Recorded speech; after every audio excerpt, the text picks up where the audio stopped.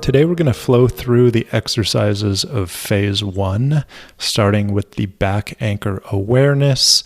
And I do recommend you move at a nice slow pace, but I'm going to be flowing through these exercises rather quickly.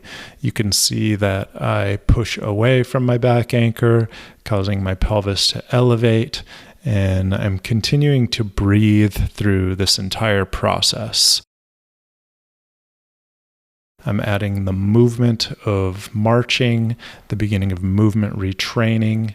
Throughout this entire flow, my core stays engaged continually and I don't stop breathing. And then I come up into the bridge and my core never took a break. It never turned off. It's maintaining that continuous contraction, just a nice, healthy, not maximum engagement, but maybe starting with around 10-20% engagement, and now as I'm up into the bridge, maybe up into the 50 to 60% engagement. So I got a little lengthening of my hip flexors there, and now I lowered myself from the bridge using my abdominals, using that engagement to lower me down to the floor. Moving into the floor angels, keeping that core engaged, continually breathing into that engagement and practicing the movement retraining of my upper body while performing this very healthy foundation, maintaining connection to my back anchor throughout. And so that is the primary goal, is to practice the core engagement. And as I flip over to do the Module 2 exercises, I maintain core engagement as if that functional movement of flipping over were an exercise. And that's the way I want you to treat all functional movements, whether you're doing it as an exercise or not. So now I'm doing the front anchor's awareness exercise, pushing away from my upper front anchor and my lower front anchor, and feeling the core engagement that it takes to maintain connection of those anchors to the floor. As I move into the front anchor progression, I'm doing kind of the walking motion with the lower front anchor connected to the floor and bringing my glutes into the equation to perform that progression. And as we get up into the quadruped position, same thing applies. I have not disengaged my core since the beginning of this flow, and I am breathing into it, now moving my limbs independently, practicing a little bit more complex movement, making sure I'm fully engaged with the get fat concept. And now I'm doing simultaneous limb movement. And this is reciprocal limbs, as if we were crawling or walking.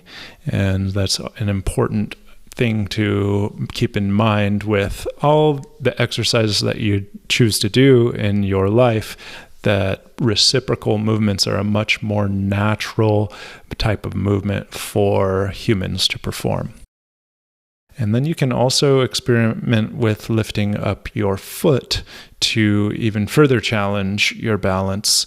And that does bring in or recruit even more fibers of the muscles in your deep core that are responsible for helping you maintain balance.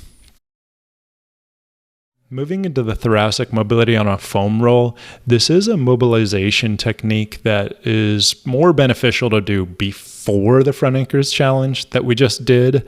However, the flow of the exercises just feels better to get up from the front anchor's awareness right into the front anchor's challenge rather than flipping back over and over again. So it's up to you, but the benefits of getting this mobility in your thoracic spine do help out with that front anchor's challenge and the push away required to perform that exercise. So this is me getting some mobility up in my upper thoracic area. I like to come up into the bridge to target those segments. And I am supporting my head and neck with my hands so that I can just help stabilize that cervical spine, because we do not want movement going into that area. Moving on to the back anchor challenges, we're going to be hyper focused on core engagement in this exercise. And so the focus is really on the back anchor connection because that's going to create the core engagement that you want. And notice that I lifted one leg at a time. Now I'm just holding my legs up in the air, and you can do a little sway side to side in what I call rolling in the mud, just to make sure you have all those core muscles engaged, and start to progress a little bit. So just subtle movements of extending your legs out. I really like to start with just very small movements and see where you're at with the challenge and your threshold or your ability to maintain back anchor connection. And so you can keep progressing and keep extending. I'd say for most people, you're not going to want to progress this far because this is an advanced maneuver to be able to maintain connection, have full and complete stability and control in your core while fully extending your legs like that. But I'm here just showing what the possibility is for the progression.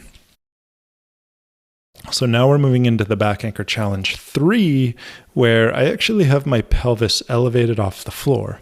This is a really effective way to get some active stretching into one hip flexor at a time. And so this is a little bit different and maybe allows you to get a little deeper than the bridge, which is stretching both sides at the same time. So you can really focus on one side at a time with this back anchor challenge 3 while maintaining that healthy core engagement, which protects your spine. And we're going to finish up this flow with the bridge on the foam roll, which is one of my favorite progressions of the bridge because it does take the quads out of the equation, and you're going to rely more heavily on your abdominals, your glutes, and your hamstrings to hold yourself up in the bridge without rolling away on the foam roll. I do love to follow up the back anchor challenges with the bridge just to reopen my hips before I get up off the ground. And this is your phase 1 flow, which you can download in the lesson and keep on your device so that you can take with you wherever you go and even after the program. So I hope you enjoy.